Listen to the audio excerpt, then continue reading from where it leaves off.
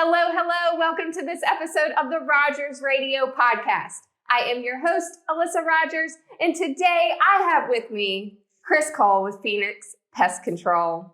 Thank you for being here. Thanks for having me. I appreciate it. I am super excited about this episode. Since you agreed to be on it, it's been a couple weeks. I'm like, I am so ready to talk to you about all of the things. And I think that pest control is just something that I'm always intrigued by because you get into some situations. I do. And I want to talk a little bit about that and all of the services you provide. But first, I want everyone to get to know you. So tell us about you, how you got started, and what led you to owning Phoenix Pest Control. Oh, wow. Well, to be completely honest, I was working as a carpenter, and I was maintaining a level of mediocrity just sufficient to keep from getting canned.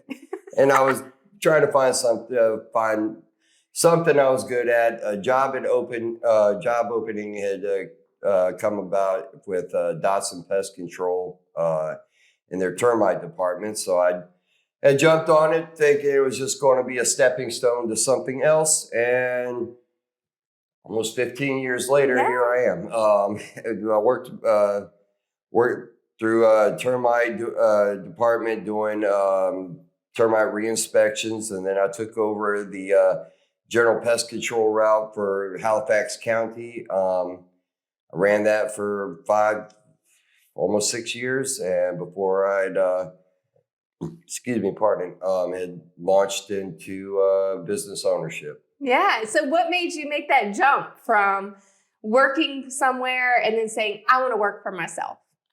It wasn't just one set thing. It was a myriad of a whole series of, open doors and opportunities that arose. And it's just like, hey, I guess this makes sense. So time to do it. Yes. Well, you do a great job. You've been taking care of us for years, and we appreciate what you've been able to do for us. And, every time we call you, you're always answering and you're always available to help out when we need you. So thank you for that. Oh, no, thanks for having me. And I know that you do that for all of your customers. And so what has been your favorite thing about owning the business so far? Oh, Lord. Besides being able to set my own schedule and never seeing another sunrise, I've gotten to meet and get to know some really great people over the years. To start off with clients and end up being dear friends. Yeah. And just, it's a good feeling when you have somebody that's having an issue that's causing them a lot of trouble, anxieties, and you solve that for them, and just being able to relieve them of that's a great reward. Yes, absolutely. So I know people are probably wondering, what is one of the craziest situations you have run up on? I gotta know. And maybe it's just me that wants to know.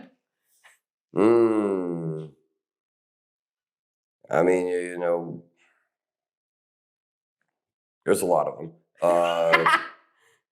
From stripper poles in apartments to oh, they're having fun. Oh yeah. Lately, actually, I've been dealing with a lot of rats. That's been interesting for me because rats, particularly Norway rats, they're very, very intelligent. Yeah. So eradicating them off of a property, it's you have to play detective. You have to outsmart them, outthink them around every turn. To me, it's real exciting because it challenges my my mind versus them. Obviously I'm going to be victorious, but I've been enjoying that. That takes a lot of outsmarting a rat. That's a lot. I actually have trail cam footage of a rat that took a stick and used it to trigger a rat trap in order to get they're using tools, which, that's something that, previously, scientists said that only us upper apes are capable of, yet here you are, this, a rodent using tools to overcome obstacles. Wow. So it's pretty interesting in my opinion. And so you take care of that, and we're coming up on summer. And so what is some advice you give to homeowners coming up on the summer? What do they need to look out for? What do they need to start doing to prevent? Oh, well, here in Southern Virginia, you got to look out for everything. Yeah. It's, one is, it's been tick season for a while. Ticks are active after 45 degrees. So we didn't have much of a winter here this year. So ticks have already been popping up in folks' yard for a while now. Now mosquitoes are coming active. With all the rain that we had lately, as all God's creatures are trying to find shelter. So we've had a lot of mouse calls. And of course, you got mice. Now you got snakes coming out for the season. So I say I do recommend keep grass short, cut clutter away from a house because to keep any snakes at bay. Yeah, I don't know what I would do if there was a snake in my house. I'd probably burn it down. No, you'd call me. That is true. But I'd be staying in a hotel until you found the snake, and I wouldn't be coming back. So keep your yards cut, keep the clutter away. What about in the house? And, when there's like ants and, things that are just not easy to get rid of, what are things that we can do to prevent that from even coming? Well, I've a lot of times when ants are active inside of a house, it pop up in kitchens and bathrooms first. If you look underneath the ledge of your counters, a lot of times crumbs will collect there, and they get missed when you're sweeping up. That oftentimes the ants are going for those areas or any sticky residues left behind from like sugar in your coffee. Keeping that cleaned up and everything will certainly they will go looking elsewhere. Ants, particularly the citrus ants, are the little black ones.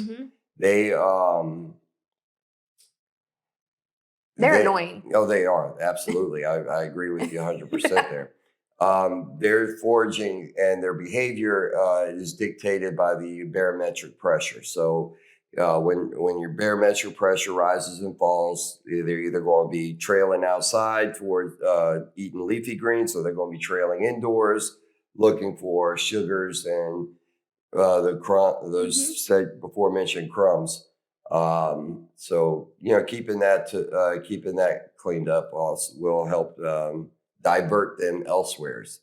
One piece of advice I do give to homeowners is if you have an ant issue and you feel you want to try it yourself, do not use anything where the active ingredient ends with THRIN. That is a repellent. With the little black ants, when they're hit with a repellent pesticide such as Raid, Home Defense, anything with a biphenethrin active ingredient, they literally, with their dying breath, they emit a pheromone, and all the other ants in that trail pick that up and transmit it back to the colony like an email. Yes. If you ever have spray like weed killer around your sidewalk and like a week later see 100 little ant hills, that's what happens. They split their colony. The actual term for it is called budding. That's where that alert pheromone gets back to the colony. The colony produces multiple queens. They split the colony. That's how they ensure that their DNA continues. So using those products will actually make your problem worse rather than alleviate. So how can we make sure snakes don't get in the home, and what works? Keeping your grass cut, keeping the clutter away from the house to deny them cover, because while snakes are predators, they are also prey to birds. So rarely when they're going to avoid going across open ground to avoid predation. Keep mice away. Snakes are going to go where dinner's being served. So if you have a rodent infestation, then oftentimes the black snake is going to show up for the brunch. Wow. So get rid of mice. That's really the best options. Unfortunately, the snake away or the mothball remedy popular on the internet. There's nothing, no scientific evidence that actually works. I have tried all the available products on the market with both venomous and non-venomous snakes. I have never found personally that to work, and therefore I can't in good confidence sell that to somebody, knowing that it's literally snake oil. Wow. And tell the story. You went into a house and there was a snake. A client years ago, she swore by the mothballs, had them all the way around her house. I turned the corner. I was treating the perimeter and knocking down spider webs, and there was a copperhead coiled around the mothball. Burn it down. Nah, you don't burn it down. Wow. So you just have to make sure you have a clean space. You're getting rid of the rodents, but all of the mothballs and all that's not going to keep it away. No, ma'am. Oh my. Okay. Let's talk about roaches. Roaches. Roaches and bed bugs, they both operate kind of the same way, and that, as far as how folks get them, is that they get introduced into your home environment. So in the case of roaches, a lot of times an infestation can be traced back to we either had somebody come over and they had the roaches clinging to their clothes or a purse or something or another, and they came over, had a seat on the couch, and they went from there. Or yard sale furniture, appliances are the worst, particularly your refrigerators and the deep freezers. The motors inside of it's warm, it's dark, it's a good place for them to harborage. So they'll get all in there and go buy something that's infested, put it in your house, and next thing you know, you're overrun. Wow. So once they're in there, you call you first. Yeah, well, yes. Key, the product, all the pesticides in the world won't do you any good if you don't understand their behavior and use their behavior against them. For example, with roaches are photosensitive. They don't like light. So, I reckon when I'm dealing with the roach infestation, I use a combination of liquid and gel baits for them. I place glue traps. I bait up the glue traps to draw them to it, and just to take out as many breeding pairs as possible at once. And I advise clients to burn their lights. That way, that's going to keep them into the dark recesses where that bait and the liquid pesticides are present, and in their face, to take care of them that way. Because if you don't have your lights going, there's nothing to deter them, and they're just going to spread over a larger area. Oh my gosh. I'm going to do a ride along with you. Okay. That would be a fun day. You see some fun, interesting things. Yeah. On a daily basis. Typically in a home environment, what we see the centipedes. The centipedes are venomous. Then the house centipede, which is, they're not, and they're actually beneficial. They hunt spiders, and they won't harm a person. So we'll get them, and then the millipedes, little bitty millipedes.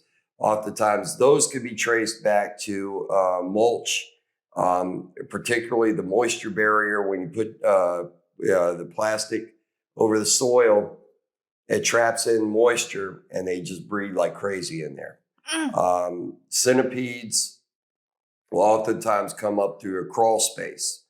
If you pull the plates off off a floor vent, there is often a gap around the duct, and they'll come up through the crawl along the duct, come up between the duct and the crack around the floor, scooch in underneath the floor vent, and there you're living in space at that point. Let's talk about bed bugs. Okay. Yes. Bed bugs have been endemic across the nation in the last 10 years, 10, 20 years. At one point, they were almost extinct in the country, but then with the banning of DDT and the rise of mass travel, they made a huge comeback. Just like roaches, they get introduced, either come in on clothes or hitch a ride on a suitcase if you're staying in a hotel that has them. One thing I tell folks when you go to a hotel,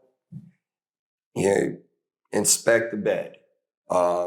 Look for any little blood splotches around there. Dark maroon red to black spotches. The eggs look like little minute grains of rice. A lot of times you'll see it. I'll find them on the back of a couch, and you would think they're like dead, skin follicles or something, skin cells or something or other. But they can, they particularly in their larval stage, they are very small. As an adult, you can actually see them about the size of a ladybug in width. Wow! But they're actually very thin, so they can slide up in little cracks and crevices under your baseboards, in the cracks between the slats on the bed frame. They're going to start off near where your head's at. They home in on the carbon dioxide that we're exhaling. Then, as the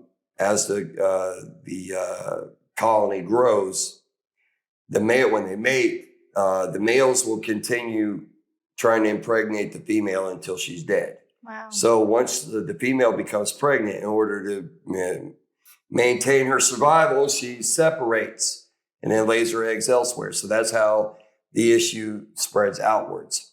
Now, a lot of times a mistake that homeowners make is they go buy bug bombs. Seems like a great idea, right? They'll just gas them out. Well, you will kill a few, but the rest of them are going to be running away from it. And they're going to be that's when they travel up. They'll get into your crown molding, around light fixtures and such like that, trying to escape the gas. So, I mean, that's one of the worst things you can actually do for them. Wow. Ladybugs. I have had ladybug problems Bane of my existence. Oh my gosh, where do they come from and why do they gather so many of them? Both them and we got thank our government for that. The marmoladed stink bugs were introduced in order to eat aphids off of crops. Well, they didn't like the aphids. So then, in true government fashion, this doesn't work. Let's try it again with another invasive species. Enter the Asian lady beetle, which is actually different than the ladybug. Asian lady beetles do bite. And what happens is the infestation, they get into the wall voids to overwinter. Well, during the course of the winter, the sun warms, usually it's the south-facing wall. It warms the wall. It triggers them to think, hey, it's spring. but it's cold outside, so that's how you get them indoors. About this time of the year, they're making their way back out to the tree line to continue the circle of life. And then come fall, around about mid-October, they're homing in on the pheromones left behind by the previous generation, and that's how they end up back at your house and continues the cycle. Really, the only thing you can do prevent them from getting in the first place. Either power spray the house with pesticides, use a dust pesticide around your eaves, your soffits, window frames, in those areas. That knocks it down tremendously. But once they've made the transition to the wall voids, it's not really a whole lot you can do until fall or spring, as you were. Wow. Awesome. I could talk to you for hours about this stuff. So what is one of your current goals right now for the business? Oh, Lord.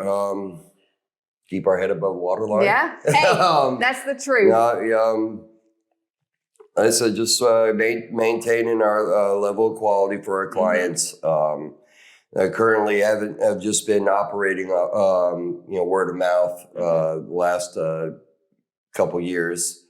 Probably won't be changing that and start openly advertising for too long. But yeah. And you got best of the best. Yes. In Halifax County. Twice in a row. Let's go. And what can people expect when they call you? Oh, that I'm going to take their issue seriously, and that I'm going to do my absolute best to find a solution to their problem. And I know that is true because you have done it for us for years. We appreciate it. Everyone watching and listening, please, if you have anything going on, call Phoenix Pest Control because they're going to be there to help you in a time of need that you want to burn your house down or go stay in a hotel. They will make sure you don't have to do that. And, stop trying to fight this stuff on your own because look at what we're causing. I did not know that about the ants, so thank you for letting me know absolutely. that and everyone else. And, thank you for everything you're doing for the community because you're involved in the community too. Oh, yeah. And so what are some things you're doing out in the community? Oh, well, I do host the trivia nights at Factory Street. Then I get local small businesses and local artists as their sponsors. One, they provide something tangible for the folks to compete for, but also it shines spotlight on my fellow business owners and local artists. I mean, I'm a firm believer in arts. Is celebration of the arts is core to our community. Just as much as our local commerce, keeping the lifeblood of our community alive. So that's been my major side endeavor outside of the bug life. Well, I'm in awe, and that's why I wanted you on the podcast because you are so involved in the community and you're so supportive of small business, and I love that.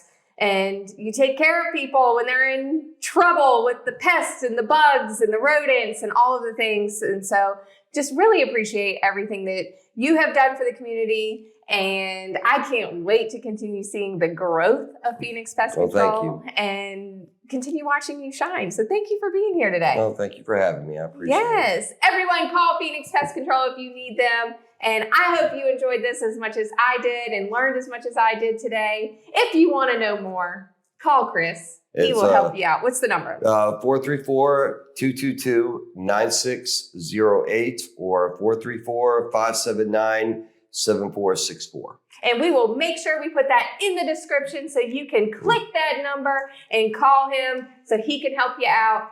I'm serious. Call him. And thank you for listening to this episode of the Rogers Radio Podcast. I can't wait to talk to you next week. But in the meantime, make sure you rate, review, subscribe, go to the YouTube channel, check it out right now because Kenny has been posting all kinds of great content on our YouTube channel. You don't want to miss it. So head over there after you listen to this, and we will talk to you next week.